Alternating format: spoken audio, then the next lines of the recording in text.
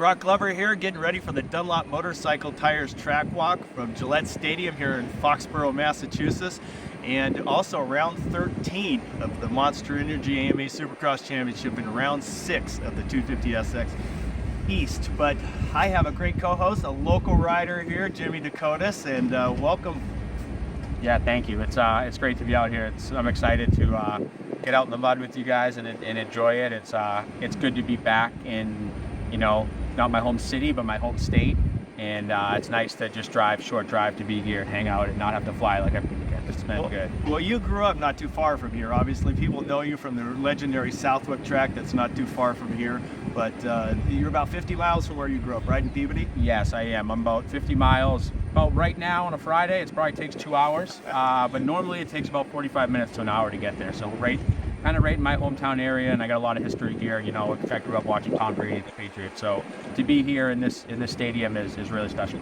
Yeah, this is a pretty special place right here. I mean, the Supercross here, this is our 7th time coming back to the Boston area. And do you know when the very first Supercross in this area was? I don't. I actually do not. I probably should know that answer. In 1983, way back when. And yes, I was racing it. You were? Okay, good. All right. I did ride 1983, and that race was won by David Bailey, and they came back the next year in 1984, and David won again that year. But the 83 was a tough season. It was a close championship. Mark Barnett was actually leading, and unfortunately his transmission tied up, I believe, in qualifying, but he wasn't able to ride the main event. And so he ended up going in with the championship lead and losing it, and then David Bailey was able to hang on to it for the 83 championship. The main event because he couldn't get back out in time? Yeah, back in the old days, if you didn't make it through the heat race, you didn't get to go to the next level of the semi or the LCQ. So it's a little different back then. They did change the rules Which makes sense. If you have a DNF and a heat race done for the night, when really you may have time to get ready for the LCQ, that could be really frustrating as a rider and as a team. Yeah, absolutely. That get me back later, many years later, 1990. John Michelle Bill won. And then we skipped 25 years before we showed up at this new stadium here in 2016 with Kid Roxon won. So one thing about it, I know, it'll be 25 years later, so it's been a while. The one thing you can definitely tell just by looking down at our feet and our ground, and you didn't quite wear your much, it's wet. I got my track walk shoes on. They were nice shoes at one point, but now they've been relegated to track walk shoes. So the starting line area, we've had a lot of rain here in the last couple of days. A lot of wind. It's been all over the East Coast. I mean, if you're watching the Masters golf tournament, you've seen the wind and the gusts there and the rain, and they had to delay the start of the tournament. It seems like it's gone all up and down the East Coast. So the good news is, yes, it's an open stadium, but now you can see up here, we're actually getting blue skies, and it's starting to feel warmer than it was earlier in the day. Yeah, and I feel like this is obviously the worst part of the track by a mile. I feel like everything that's up, all the rhythms, the sand, the whoops, everything's basically a lot drier than what we're standing on now. It's been covered. They started pulling the tarps off about 2 or 3 o'clock in the afternoon. The weather forecast looked like 0 rain. Of course, they pulled some of the tarps off. One little 2 or 3 minute dump happened just to make sure to throw a little salt in the wound. Right. But in general, right here, this is our start, entire length of the stadium. It is. 300-foot long start right here into a big sweeping wide corner right here. This is actually part of the track that actually crosses right here. We'll talk about that later. But this whole section right here, big flat start, which I like. I love that. It gives guys options, right, to where they can come out wide here, they can cut down, and I believe it's safer. When you have these short starts, like, so what year was it? We had a Dallas, Arlington start one year. Everyone crashed on the start. What happened in Detroit this year? The first round had the same thing. And it's like, man, we continue to see these starts do this to us every weekend. We continue to keep doing them. Let's make a change. And so I really like the long start. I think. Okay, right here.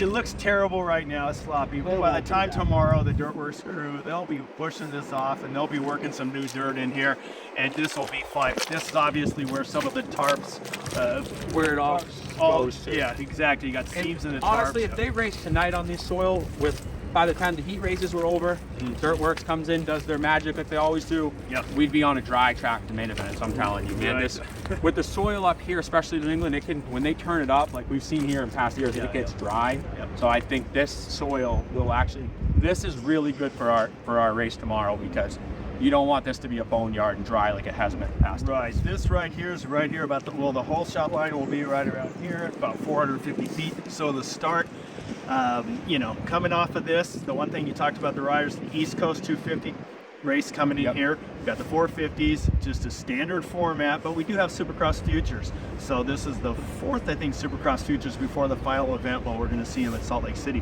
So we do have some extra bikes on the track, which will help dry the track out. And I got a question regarding Futures. Is this something that I don't know of, you know, being in industry? Do they modify the tracks for the future riders to make them tame, or do they make them the exact same and the Futures have to deal with it? They have to deal with it. Matter of fact, that's what futures, I thought so. The Futures riders, as we come off this right here, you see this is completely firm, hard, no mud. This is what it was going to be. Yep. They'll be adding water to this part by the time the race is over tomorrow night.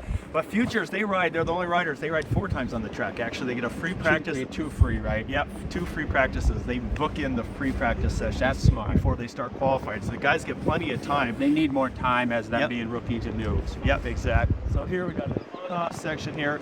Our first time we're really getting a chance to be. They had the track completely covered. They didn't want anybody down here. No press day today. It was all canceled. So you can see here, on off there, onto a knob here to try to get you to jump off. And then it's kind of opposite here because they give you a little lift on the left side, nothing on the right. I like this. I think this is really But look at here, they do the opposite. They give you a lift on the, you know, little kicker there on the right and nothing on the left. So it's gonna, I don't know. Going to ask of 2 options. I think personally what they're going to do over here is go over the tabletop and then hit the big one and go 3-2 or 2-3, and then this one's going to allow them to stay low and go on, off. But to me, that off is really, really big, and I think that's going to cause a lot of problems tomorrow night. And again, the seams of the tarps are down here. Yep. So this is where all the mud's at. You know, you kind of pay attention to that. You say, okay, we'll try to see if it ruts up. This will obviously have some effect into it too, this wetness even here. as wet as it looks right here, if you step on it, you don't sink in. No, it's got a base.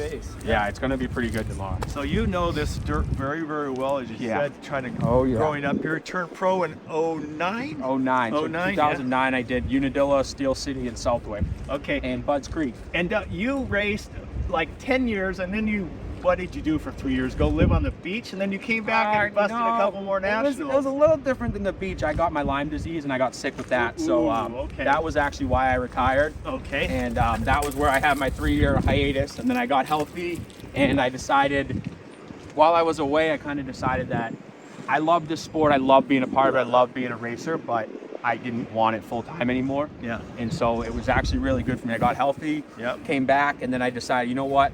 I still can do this. I'm healthy enough now. I don't want it to be my full-time job, but I want to go and give it back to the fans a little bit, and that was why I did Southwick and Unadilla, just to kind of. So your position right now with Star Monster Energy, Star Operations, I'll get that one right, is you're kind of a VIP program coordinator? Is that because I see you out here every week giving tours to all sorts of VIPs from Star, right? Yeah. So I strictly work with Yamaha and Star VIPs. We do every race basically except for Detroit because of the pit area there. But it's basically through feldexperiences.com. Okay. And I basically, when they started the program, they were trying to find someone to do it, and they really wanted to have like an ex-rider, someone that was in the industry that can. There's times where we do a meet and greet with Tomac or Webb, and they're not in the best mood. You know, they're dirt bike riders, and you know, we'll adjust the day and try to work around them and stuff like that. So I think me being in the position of a past racer, it helps with the riders and with the fans. But basically, we allow fans to come in and join a part of Star Racing for the day, and I'm their host for the day. So I take them. That's cool. We do lunch, we meet the riders, we learn about, you know, all the cool parts, what they're doing, certain tires that Eli's running that maybe other guys don't. Yeah. We do all different stuff that, you know, and our team is cool because we give very unique perspectives on stuff that a lot of people don't know behind the scenes. So I feel like that's really cool that fans get to learn stuff that a lot of the general public doesn't quite know. Well, you got to bring one of your groups by. We'll give a tour of the Dunlop truck. Love to do that. Behind the scenes. So coming off this section here, we had table, and then another probably 4-footer. Then it looks like it's going to 3-3, 3-3. So it's pretty even here. We're always talking about trying to avoid that 5-footer. That big one. But it's interesting. Yeah, it's almost like, you know, as they get smaller and smaller as they go through. Yeah, that tabletop's very tall, and it comes down the whole way. Got double tables that are taller than normal. And then again, it goes to a 4 and about, what do you call them, 3-3-3s, right into the four 3-footers. I like how they built this too, because if you do the fast line, which is the on-off the rhythm, you're forced to go 3-1 or 2-2. Where if you go over the table, you can do a 3-2, and it kind of. They've been building the tracks a lot better this year, and I feel like giving the guys more options, and that's really all we want. Yep, right into the Falcon tires. 180 corner right there. God, we're all excited, Dunlop. I mean, if you don't know, Falcon is our sister, our automotive brand, and they just won a J.D. Powers Award for like the top tire of OE fitment. That's pretty cool. That's awesome. So yeah, especially our Wild Peak, it's a very popular off-road tire for the guy who wants to have his truck look tough and have a good street ride, but still look the part. So great product. So coming off that corner there into a 2, now we go into this off again. This is a 5-4-3. Yeah. And then it looks like a 3, whatever. I'd say we're on a 4. So 3-4-5. 4-3. So it's just basically the I mean, progressive. The main line here would be the 2-3-2, but you're going to hit all the bigs doing that. So I think they're going to have to do either a 3 in, which is going to be tough with the track conditions, or it's just going to be a 2-2, and then they're going to 3 out, because you got to avoid one of these big ones here. When you look at this thing, you see that coming out of that Falcon Bull corner there, and you go to 3-footer, and you're trying to clear a 5-footer, and it's not like, I mean, it's not. If you come up short on a 3-footer, you got a chance. Yeah, you start coming up short on this 5-footer here. And I would say these are some of the most intimidating rhythms in Supercross, is the 3s out of the turns, because you have to seat bounce them. I mean, some guys can stand them, but they're mostly seat bouncing them, so it's really important here to execute these 3 ins, especially in the 450. So I wanna brag on you a little bit here. So you get Lyme disease, which I didn't even know, and I apologize. That's okay. That's a serious. I know that's a serious battle. It was really tough. So the people I know who have had it, I mean, they just feel so exhausted all the time. It's just draining on you. But coming back last year, you show up at Southwick. They throw you in the B practice at Southwick. What were they thinking? And you go down, lay the fastest time, and you get first in the main event. Or out of all 40 riders, you laid the fastest qualifying time at Southwick last year. And I don't mean coming off the couch, but it's not like you've been racing that much. So it's pretty impressive. Very impressive. It was a little bit of both. I joke around it was off the couch, but I was secretly preparing. I kind of knew for about 6 months that I was going to do it. Okay. But I was also doing this job last year too, so I wasn't able to prepare as much as I wanted. And then I had my own business at home during the week, so the preparation was really low, but we still were able to do it, and I was very happy to come out and get to qualify first and then get a top 15 overall. That was cool for me. Yeah, looking back at this, we're coming out a small 3, 4, 5. We can see the tall 5, and it goes 4, 3, 5, 3. Sounds like a Tommy 2, Tony. 8, 6, 7, 5, 3. I'm throwing out these numbers, but it just looks like if you could come over and get up on the 3, that maybe you could go 3 to 3 and miss that 5 at the middle. But then, way to do it. Yeah, but then you got to kind of check up coming out of that turn, do a 2-2. But now here, this is another story here. This looks a little swampy right here, but again, the wind's blowing. It's going to help dry things out. Get better. They'll work this in the morning before anybody hits the track, but we're going to kind of... It really is. Like, if you look here, this whole section, this rhythm, anything that's not at the surface of the track is really, really good and tacky. And I think they're going to be watering the rhythms about halfway through tomorrow. You cut across there because I saw the shoes you're wearing. I don't care about these. These boots right here could tell a million stories walking lots of fun tracks, including some Grand Prix tracks in Europe. I won't get rid of them. So I'm gonna skip trying to walk up that slimy thing. Yeah, that's a tough one. I do it every weekend. It gets sketchy. Yeah, that one looks real sketchy. Little standing water down here at the finish line. But coming right off the finish line jump there, kind of our routine standard. The 60-footer, but you always say they're routine. They're routine. And then what happens last time?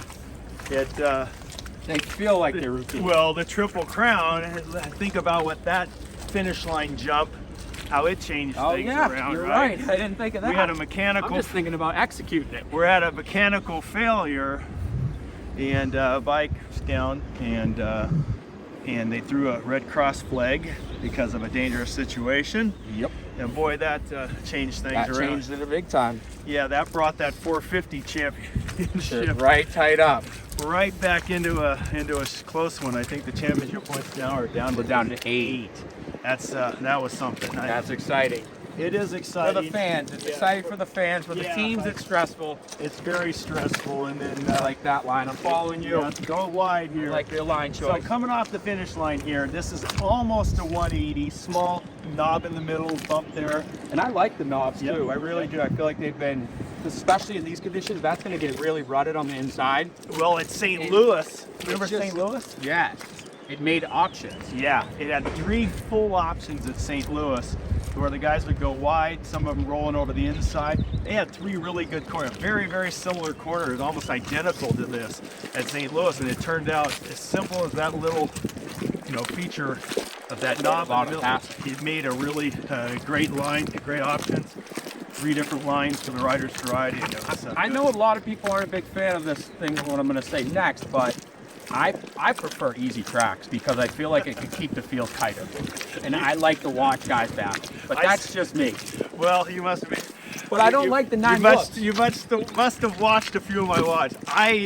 Again, the faster tracks that are a little bit easier makes the racing much closer. That's how I feel. And Maybe have an easy track with some big whoops to separate. yeah, But- it depends on what you're after. You want the does. best. You want the best rider to win. I get it, but you also want the racing to be You don't want the exciting. best rider to lap up to 8. Yeah, that's true.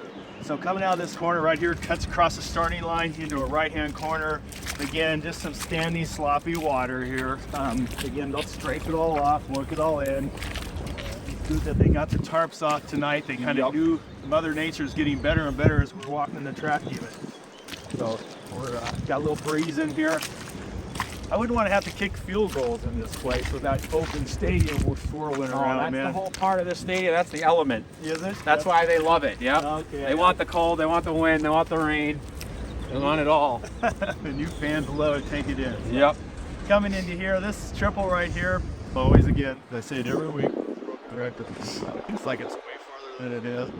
They make it look easy. And I'm also a big fan. I say that walking the track is more intimidating than riding the track. I think Justin Brayton called that something about inside the goggles, or I think he had a term for it. Yeah, it is true. When you have your goggles on, track's easier. When you're walking it, I always kind of joke around. I'll see the top guys, all the 450 guys looking at a 3 in. They're all sizing it up on track walk, and I'm like, you guys are going to hit that on the first lap. Why are you even looking at it? And they do. They do. They do, absolutely. So coming right off this triple, we're right next to the starting gate. So I guess this would be the east end of the stadium, I think. And starting gate's right there, so we're doing it in a 180. And now we start heading down another section of the track. The far end is the longer section. I think it's like 700 feet long along that sideline. And then this sideline looks probably about another, maybe 100 feet shorter, because it's going to turn at the end. Do a little U-turn, and just like we've seen a couple of times this year where they're having a back and forth across the starting line. It seems to be, gives the track makers, the designers, a little more distance. Yeah. So when you're starting to have the football stadiums have a little smaller footprint, and they struggle to make the tracks, the 1,800 feet, 1,900 feet. Like they want them in the baseball. This is close to 2,000 foot track. These a little over 2,000. So to get them over 2,000, to get the lap times up into the 50-second ranges, in the mid 50s. Last year or 2 years ago when we were here in 2022, I think Chase qualified at 49 something. I think he was the first rider, the only rider all day to break that number. And then the races were the actual race laps were like in the 52-ish range. So I think they're shooting for the 55-second range if they can get it. Yep. We'll see what happens. I like that too, because I think, I know we're under timed racing now, but when you're doing a 40-second lap time, the track deteriorates so much. It's almost more. They'll end up doing 28 laps sometimes, and I just find like that's a little too much. 25, 26 is usually pretty good. Agrees. But I like the time better. Again, coming right out of the corner, same kind of a situation. We go right from a 3-5. That's a pretty violent belly That's here too. Yeah. So yeah, that pocket, and that's a face of that thing's got a pretty steep To me, though, I don't think that the 3 in will be as important here because Right. you can stay low, hit the 2, be aggressive with the 2, and then you can stand that 3 and then Yep. drive right into the whoops. Where if this was another 5 tall one, then it would be very necessary to the 3 in, so you miss this big one here. But Yep. I think here they'll be able to do the 2-3 or the 3-2, and it'll be equally is about the same. It just depends on how much speed you're comfortable with coming into the whoops. If you want to be 3 and into the whoops, or just 2 and into the whoops. Yeah, if you could get all 3 over the 5 and Yep. clear this one, as Jimmy you were talking Yep. about, if you could do that, you could launch, because right after this next 3-footer here, we've got this one and the next one. Right after Wow, that is the the whoops. whoops. And there's a pretty good wall of them right There is. And I like the doubling into the whoops because you can land deeper and compress the bike here and then get back and be balanced rather than coming in having to set up and then wheelie into them. Yeah, we were at Indy and Martin Davos was talking about that one wall jump they had, and he called it. He goes, I think someone's going to jump in. The only one who really did it was Jet Lawrence, and when he did it, he launched right into the base of this. So this is like the pre-whoop. He was landing right here Right at the base into of it. this, and when he did it, it unloaded the bike enough that he could get a lot of speed Get across right the through. top. It was quite quick. So heading here again, pretty firm base here. So It is. It's. open the whoops. I think it's going to be really good tomorrow. You're going to have ruts in the middle of the transitions, but other than that, it's going to be the berms are going to be rutted up and everything's going to be pretty solid. Well, they've got not a ton more time, but they do have a little bit more time to work the track. Just a few minutes extra is all these This guys wind need. is going to help a It lot. is, yep, right now you can feel the wind kind of swirling around. It's more, as I talked about, as we get down into the stadium, like you talked about kicking field goals, Yep. you can feel the wind because this is technically an open-ended stadium. There's a tunnel That's right. that leads out, and you can feel the wind kind of venturing through the stadium and going out.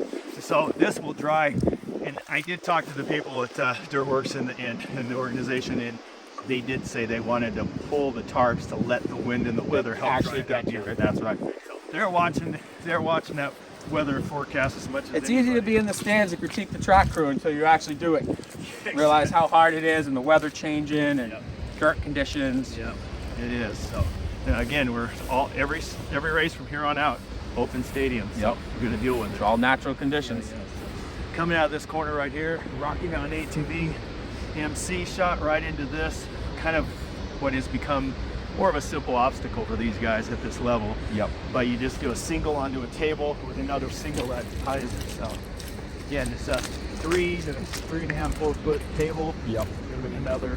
And I like these too. These are cool because you can go over the table, roll inside. A guy can go on, off, kind of square you up, and it gives some different options, I feel like. Derek, do not hit the deck, man. That's your goal. Yeah.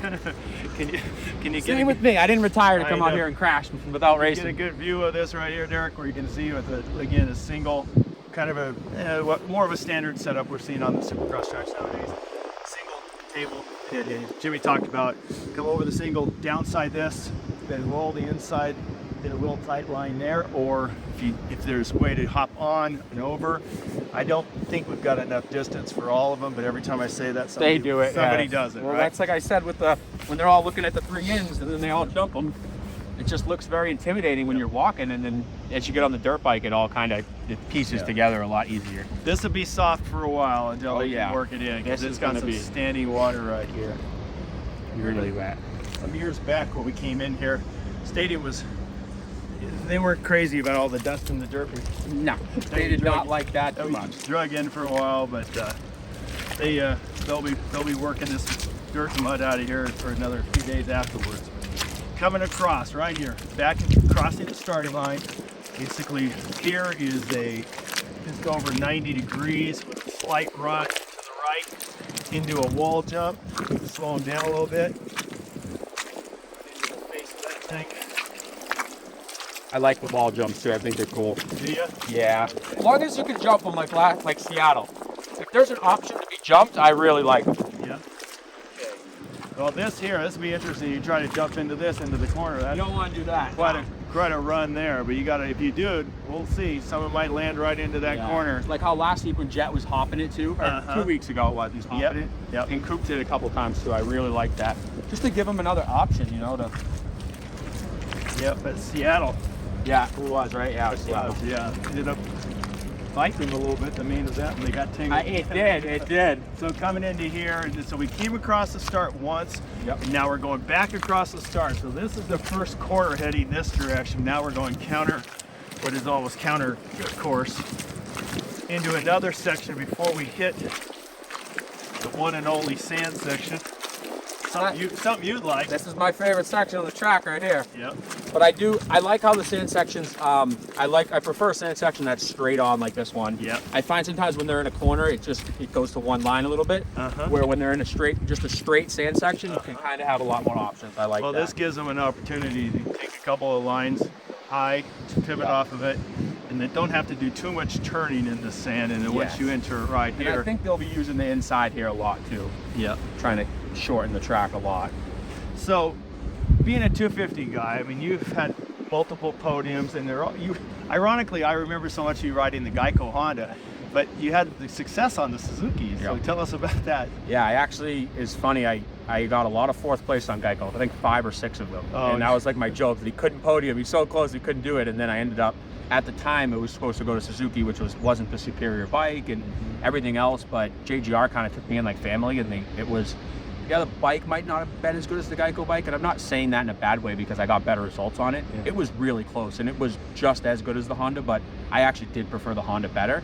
But I got more podiums on the Suzuki because I was in a mentally better state with JGR, and the way that they, approached my mindset and stuff, they were a lot not so hard on me and allowed me to grow as a rider, and I felt like that is what excelled me to those podiums, not so much the bike or anything like that. It was more the team environment of JGR kind of boosting me up and bringing me up. They kind of had me. They had me and Justin Hill as kind of like the 1-1 on each coast, and they really felt like, you can win the championship, and when you feel like that, you start to believe it. And I think that kind of was my big thing. For Supercross versus motocross, what were your preference? To be honest, I got better results in Supercross, but I prefer motocross. Like, it's so fun to me to be able to kind of just move around and do everything, where I feel like Supercross, even as a fan, you can only do so much on the track, where motocross there's so much more to see and do. But I definitely got better results in Supercross, and I just felt like I think maybe the shorter races benefited me a little bit. I was more of a sprinter and a starter, so I feel like motocross I definitely preferred, but I did better in Supercross, so I wouldn't say I like it better, but I just did better in it. So yeah. Well, it's great that you're still in the sport, and that we're fans and people alike are benefiting from all your experience. And you've certainly been behind the scenes at a lot of different organizations and seeing how it's done. I mean, the Geico Honda team was obviously the fat girl level 250 team, and the JGR's winning organization in NASCAR and in motocross too. So that's nice. So coming off in the thing right here, a couple of rollers, and of course this is going to shift and do all sorts of crazy this stuff. could be a really cool section. Yeah, and and that's then gonna, decide the race here. We've seen a lot of these outside lines right here where the guys hit it and then they launch all the way, and it's just completely across its starting line area into the single, and then go from there. We've seen them Multiple routes. Yeah, multiple rounds are doing this. St. Louis, I think they were. Yeah, and they did. I thought Detroit even had a section like this too. But they're adding different sections where, this little site here, or kind of a side section of the track, is off the start, not used, but just to once they get going on the racetrack, and it just seems like it's a nice fun option for that jump the first corner. Yeah, it opens up this rhythm, allows them to do so many more options. Where if this wasn't a double across, it would just be kind of everyone go inside, roll, and then let's do what's next. Well, speaking of successful organizations, after many years of kind of having some rough patches there, the Pro Circuit team seems to be back on that right now. They are back. Kill it. Congratulations to Mitch Payton and all of his team. Yeah. They seem on it, with McAdoo now taking over the points lead after his win last time. And the East Coast hasn't raced in 4 weeks. It's been a while. It doesn't feel like that, but it's been a while. Triple Crown in Indy, and then now it's been 4 weeks, and then they come on and they do. We've got next week. We've got the showdown in Nashville, which will be fun to see the East and the West go against each other. Dayton Deegan had a nice, for the team you work for, he had a nice middle heat main event there last time. Really good one. And he just dominated it, just not being able to put it together for all three. But I think, he's got to be due for a win, would you say? I would say so. And I said it before the year that this year would be a little bit harder for him. I knew he had an injury coming in, but last year it was kind of just get podiums, learn. And then now this year it's win. And that mindset change, it's a lot to take on, especially as a young kid. So, I never was totally at that level he's at right now. It's really close, but not all the way there. But I understand the aspect of the the nerves and the expectation. So I knew it would be a little bit harder for him this year. Sophomore slump. Yeah, but exactly. But I feel like he's actually done really well with the injury that he had. People didn't know how bad it was and how much he wasn't riding. So I think he's done really well. I just think because he's Deegan, there's so much expectation that if he's not winning, it's like, what's wrong? When that's really not the case. You know, he's got McAdoo to race against and Tom Vial and all these incredible athletes. So it's no matter who you are, and we see with Jet too, you can be gifted and you might be 5 or 10% better than the field talent-wise or however you want to call it, but it doesn't mean you win every time. You know, this is their bikes, and I think that's what it comes down to, is it's just guys like to race, and I think that's where Hayden's good, is he knows how to race. So, but there is a lot of talent on the East Coast, and it's good to see the depth while we have an East and a West, because sometimes when you split the coast, you can lose the depth, and we still have a very good West and East Coast. So it's good to see Mitch back in the mix too, mixing it up. It is. He's had a really good run this year, and in the 450 class, and we thought that we had so many races, but we had some 7th time being here in this market. Never had a first-time winner. That's really I don't know if that's going to change. So who would we have to do that? Justin Cooper or Hunter Lawrence? No, first-time winner ever.